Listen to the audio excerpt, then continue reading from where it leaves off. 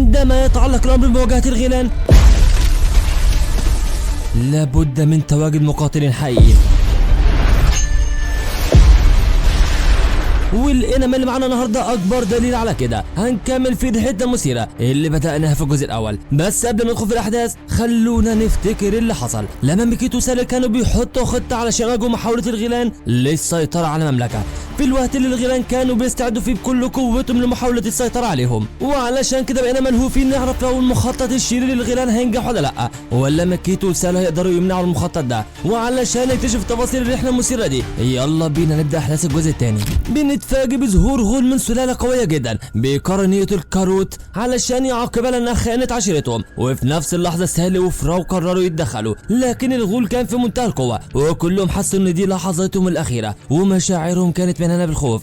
لكن في اخر لحظه وقبل ما الغول يقضي عليهم قائد سلاله الغيلان اللي نعرف ان اسمه سوموراجي بيتواصل معاه وبيطلب منه يبعد عنهم، وبالذات سالي اللي بيقولوا البنت دي لو صابت باي خطر هتشكل مشكله كبيره على عشيرتنا كلها. وقتها الغول ما بيقدرش يعمل حاجه غير انه بينفذ اوامر سوموراجي وفعلا بيمشي من مكانه، وبمجرد ما يمشي بنشوف قد ايه الخوف كان متمكن من فراو وسالي. اما جراته فكان مجهد جدا وفاقد لقوته، وبعدها سالي كلمت معاهم وعرفتهم انه ما بقاش معاهم اي اكل او شرب او حتى فلوس، وعلشان كده لازم يتحركوا باقصى سرعتهم ويحاولوا على الاقل يلاقوا مكان يباتوا فيه. وبمجرد ما وصلوا لقرا فندق جراته اتكلم مع صاحب المكان وحاول يفهم وضعهم انهم مش معاهم فلوس، لكن صاحب الفندق كان مصمم على انه ياخد منه حقه الكامل. وبالرغم من ان جراته قال انه كان قائد الفرسان الملكيين، لكن صاحب الفندق ما عملش اعتبار لكل الكلام ده، وعلشان كده جراته قرر انه يتماشى مع الوضع واخد اخر فلوس معاه واداها لسالي وطلب منها تروح تجيب لهم اكل لحد ما يعرفوا يتصرفوا ازاي. وبالرغم من ان مشاعر جراته كانت سلبيه جدا،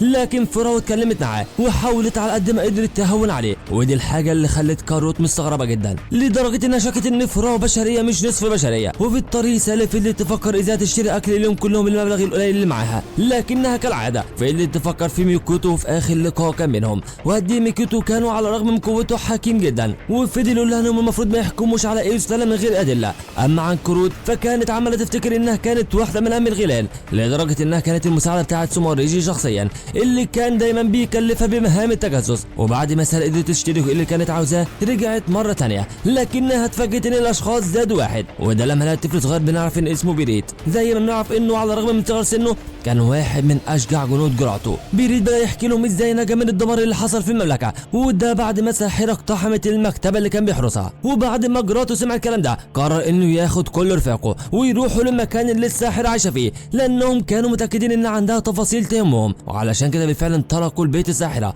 اللي شكله كان غامض ومخيف جدا وموجود في مكان مهجور ومظلم في منتصف الغابه. بنشوف بعد كده سوموراجي وبنلاحظ ان عنده قدره خطيره على تشكل في هيئه بشر، والغريب انه اتكلم مع سالي وطلب منها تفضل موجوده دايما جنب ميكيوتو، وطبعا كان بيعمل كده علشان يضمن انه يبقى عارف دايما كل حاجه عنه. اما ميكيوتو فبعد ما سالي اتقابلت معاه قال لها انه محتاج يكون لوحده، وده لانه مش دايما شخص كويس وما بيقدرش يسيطر على مشاعره لما بيواجه اي غول، وعلشان كده كان شايف ان سالي مش دايما هتبقى متحمله طريقته الصعبه. وبعدها فضل يتكلم بدمويه وقال لانه حرفيا مش بيشبع من قتل الغيلان، ومهما قتل منهم بيحس انه عاوز يقتل عدد اكبر بكتير. وساعتها سالي بتقول انها بتحاول توفق بين كل السلالات، ولما سالته عن موقفه في حاله ان سالي بقت بتدافع عن عشيره الغيلان وقتها عيون ميكيتو اتملت بالشر وكانه هيهجم عليها. بس فجاه حصلت حاجه ما كانتش متوقعه، وده لما سمعوا صوت انفجار عالي في المكان. بس الخطوره في الموضوع هو ان بعد الانفجار ظهرت مجموعه كبيره من الغيلان، وده لان السوموراجي كان مراقب مقابله سالي مع ميكيوتو. اما عن جراته فكان في الفندق اللي بالمناسبه ما كانش بعيد عن مكان الانفجار، وعلشان كده بعد ما سمع الصوت خرج بسرعه علشان يطمن على سكان المدينه. ومجرد خروجه اتقابل مع واحد تاني من الفرسان وبدأ يتحركوا علشان ينقذوا سكان المدينه من هجوم الغيلان، لكن فجاه حصلت صاعقه ادت على الفارس اللي كان مع جراته، وساعتها الكل بقى حاسين بحجم الخطر اللي المدينه بتتعرض له، وعلشان كده اتحركوا باقصى سرعتهم علشان يوقفوا هجوم الغيلان. اما عن سالي فعرفت انها اتعرضت للخداع من سوموراجي، وعلشان كده واجهته بكل حاجه عرفتها. ووقتها سوموراجي قال لها انها بالنسبه له كانت مجرد وسيله علشان يوصل لميكوتو، وطبعا سالي ما اتحملتش الكلام ده وبدأ بينهم صراع عنيف جدا. وفي نفس الوقت جراته كان في معركه ضد غول متنكر في هيئه بشريه، وبالرغم من شراسه المعركه لكننا لاحظنا قد ايه جراته حريص على انه ما يقتلهوش، وعلشان كده كان بيخوض المعركه بسيف خشبي. وبالنسبه لكاروت فبمجرد ما شافت الهجوم خرجت باقصى سرعتها هي وفراو علشان يتعاملوا مع الغيلان، ولاحظنا ان كاروت بتحاول بتستغل انها غولة علشان تقنع بها الغيلان بان سلالة البشر مش بيحبوا يؤذوا حد ومش بيتحركوا للاذى الا لو بيدافعوا عن نفسهم. وفي الوقت اللي فراو كانت بتجري فيها باقصى سرعتها هاجمها غول كان عبارة عن نسر ضخم جدا وفعلا قدر يمسكها بمنتهى السهولة، لكن فراو قررت تواجهه. وفي الوقت اللي كاروت كانت بتتكلم فيه مع الغول فضل يهاجمها ولا انت اول واحدة تخون عشيرة الغيلان، مع انهم عمرهم ما يكونوا اصدقاء البشر والعداوة بيننا وبينهم من اول ما تواجدنا اساسا. وفجأة المعارك اشتدت والغيلان كانوا بيهاجموا بمنتهى الشراسة، ودي حاجة حطت كاروت وفراو وجراته في مواقف صعبة جدا. لكن اكتر واحد فيهم كان موقفهم صعب هو جراته اللي الغول اللي بيقتله قدر يقوم مرة تانية وبدأ يواجهه، وده عن طريق صعقات كهربائية مخيفة في اللحظة اللي جراته اعتقد فيها بان دي نهايته واستسلم للامر الواقع. وفجأة بتظهر واحدة اسمها ويني وبتقدر تتصدى بمنتهى القوة الصاعقة، ودي حاجة بتخلي جراته مندهش ومش مصدق ان ويني واقفة قدامه. وبنرجع بالاحداث لوقت بعيد علشان نتعرف على قصة الشاب نعرف ان اسمه موموتارا، وبنشوفه بعد ما كبر وقرر يسيب البيت الناس اللي ربوه، وده علشان يقدر يتعرف على ابوه وامه الحقيقيين او على الاقل يعرف مصيرهم. وبعد ما ساب البيت استغرب جدا لما تقابل مع كلب بيتكلم زي البشري بالظبط، وبعد ما اتكلموا مع بعض شوية الكلب طلب من موموتارا انه ياخده معاه، بس فجأة من غير مقدمات موموتارا سمع صوت استغاثة في المدينة، وده بعد ما واحد من اشرس الغيلان هاجم على السكان. موموتارا لاحظ قد ايه المغول ده دموي جدا وما عندهوش اي رحمة، وبالرغم من ان كل الناس كانوا حرفيا مرعوبين لكن موموتارا كان في منتهى الشجاعة وتصدى للغول لوحده وقدر وسط ذهول الجميع يشق الغول نصين بسيفه. ومن الوقت ده موموتارا غير وجهته تماما من البحث عن ابوهم الحقيقيين للقضاء على كل الغيلان وطردهم تماما والحفاظ على امان سكان المدن. ومع الوقت موموتارا اتفاجئ بحاجة غريبة جدا وهي ظهور سلالة مهجنة من البشر والغيلان ومن ضمنهم طفل صغير ابوه كان غول وامه بشرية. وبعد ما الناس بقى حاسين بخطورة الغيلان بنشوف ام الطفل ده وهي بتسلمه لموموتارا وبتطلب منه يدعي عليه، لكن الطفل بدأ يتكلم مع موموتارا وقال له انه عاوز ينتقم لابوه. وقتها موموتارا كان صريح جدا معاه وقال له انا اللي قتلت ابوك وقتلت كل الغيلان وتقدر تاخد حقك مني وسلمه السيف. وفعلا الطفل مسك السيف وحاول يقتل موموتارا لكنه فشل في ده بسبب ضعفه. بنتفاجئ لما بنعرف ان الطفل ده يبقى ميكوتو وبنشوف موموتارا وبتكلم معاه وبيقول له دلوقتي انت مش هتقدر تقتلني لكنك لما تكبر تبقى واحد من اقوى المقاتلين على الارض، وبيطلب منه يعيش معاه وبيقعدوا انه هيوعيه وهيعلمه الفنون القتاليه. وبالفعل ده اللي حصل، ومع الوقت ميكوتو اتعلق جدا بموموتارا وبقى بيقضي معاه كل وقته حرفيا واتعلم الفنون القتاليه. وعلى الرغم من صغر سنه لكنه كان في منتهى القوه. وفي يوم الغيلان هجمت على المدينه والمره دي الهجمه كانت في منتهى الشراسه لدرجه انه قدروا يوصلوا فعلا لموموتارا وخلصوا عليه. وبالرغم من انه قاتل والد ميكوتو لكن ميكوتو كان عمال يبكي عليه وحاول ينقذه بس الاوان كان فات. وقبل ما موموتارا يلفظ انفاسه الاخيره اتكلم مع ميكوتو وقال له دلوقتي جه دورك علشان تحمي الابرياء من الغيلان واداله سيفه. ومن اللحظه دي ميكوتو خرج الوحش اللي جواه واخد سيف موموتارا وقتل بيه قائد الغيلان اللي هاجموا المدينه وقرر يبقى كابوس الغيلان في كل مكان. بنرجع مره تانية علشان نشوف جراته بعد ما ظهرت بيني وقدرت تصد الصاعقه وتنقذه، وبعدها عرفت انها جايه بس علشان تديله واحد من افضل انواع السيوف اللي يقدر يهزم بيها البشر او الغيلان. وبنتفاجئ بعدها بان جراته كان بيواجهه اسمه تودورو، وده بقى على الرغم من صغر سنه لكنه واحد من اشرس انواع الغيلان. وفي نفس الوقت ده فراو كانت في معركه شرسه جدا ضد الغول النسر، وبالرغم من قوه النسر وشراسته لكن فراو كانت مصممه على هزيمته. اما عن كاروت فكانت في مأزق حقيقي، وده بعد ما الغول اللي بتواجهه قدر يحاصرها، لكن كاروت بالرغم من انها فقدت معظم قوتها لكنها قدرت تكتف الغول وبعدها ضربته في بطنه ضربه قويه خلته عاجز عن الحركه. وبنرجع لمواجهه سالي ضد سوموريشي، وطبعا المواجهه دي يا صديقي ما كانتش متكافئه تماما لكن سالي حاولت على قد ما تقدر تدافع عن نفسها. اما عن مواجهه جراته وتودورو فبنلاحظ ان جراته كان متعمد ما يقتلهوش. وبالنسبه لكاروت فالغول اللي هزمته فضل يتكلم معاها وقال انه المشكله بين البشر والغيلان مش مشكله خوف على قد ما البشر بيعتبروا الغيلان مخلوقات سيئه بسبب ان في اختلافات بينهم في الشكل. وفي نفس الوقت ده بنشوف ميكوتو وهو نايم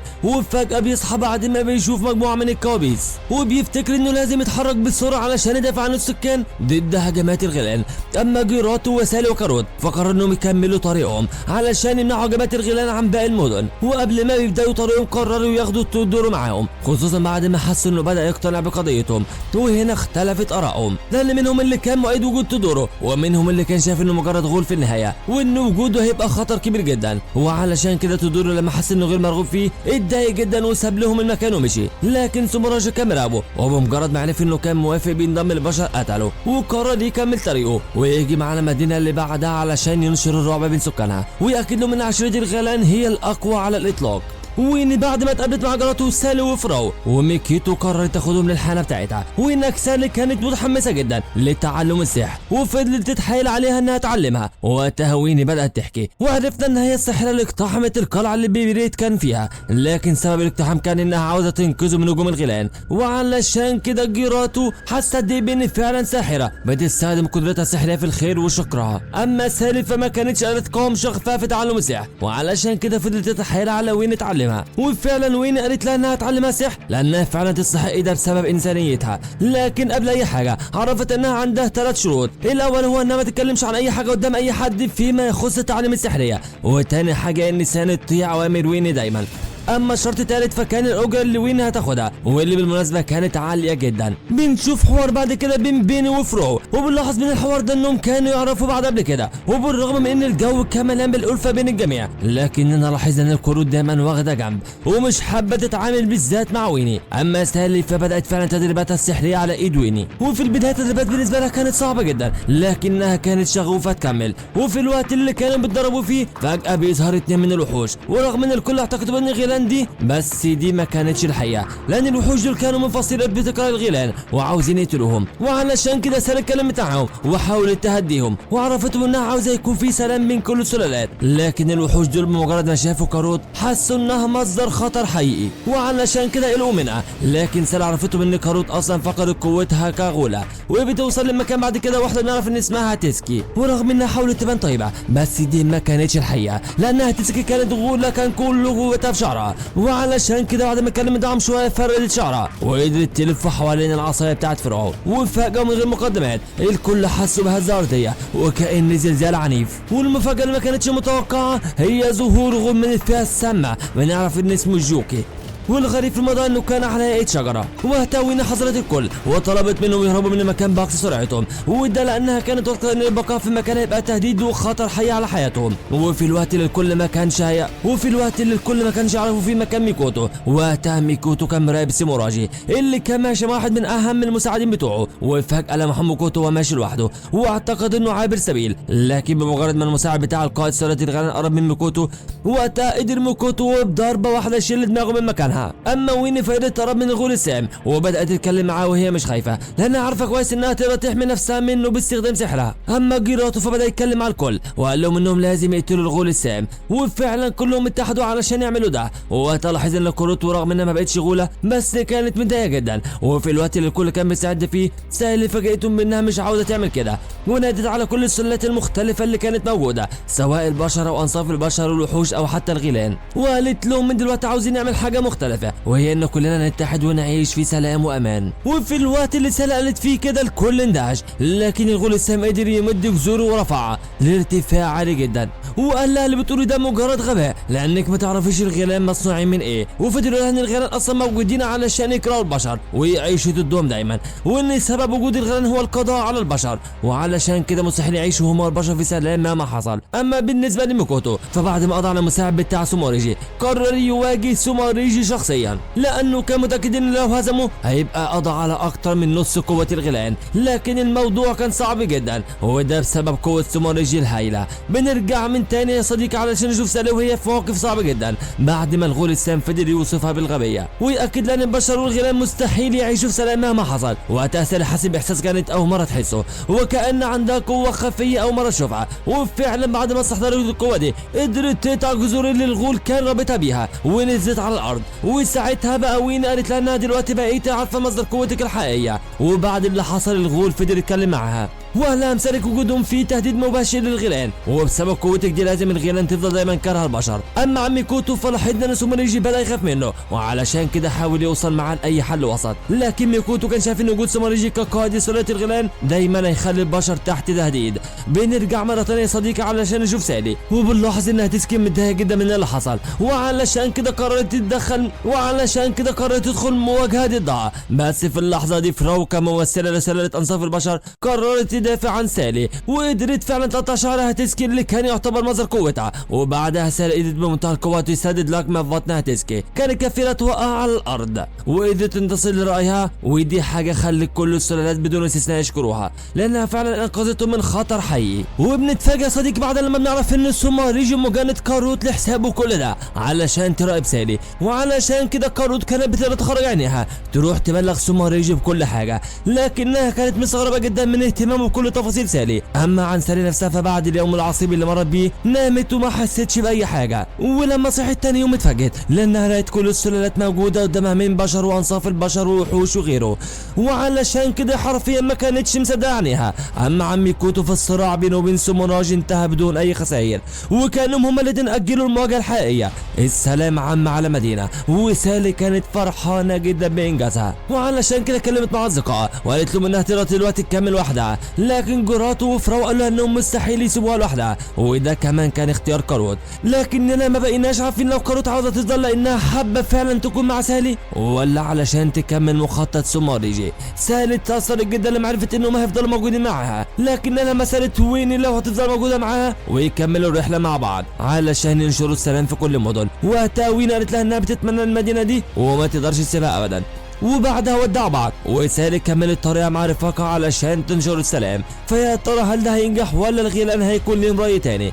ده اللي نعرفه يا صديقي في الموسم الثاني من مسلسلنا. لو ما اتفرجتش على الفيديوهات اللي فاتت اتاكد انك فايتك كتير. نشوفكم على خير، دمتم سالمين، سلام.